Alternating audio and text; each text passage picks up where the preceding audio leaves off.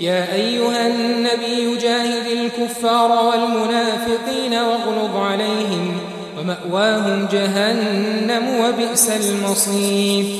يحلفون بالله ما قالوا ولقد قالوا كلمة الكفر وكفروا بعد إسلامهم وهموا بما لم ينالوا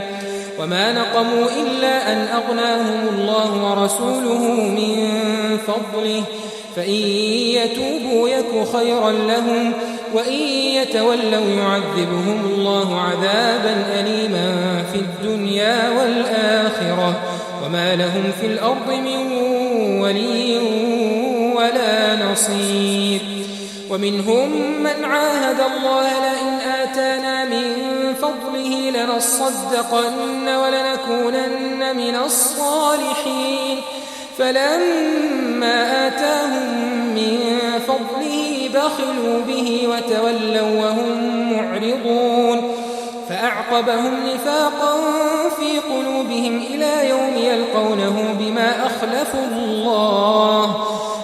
أخلفوا الله ما وعدوه وبما كانوا يكذبون ألم يعلموا أن الله يعلم سرهم ونجواهم وأن الله علام الغيوب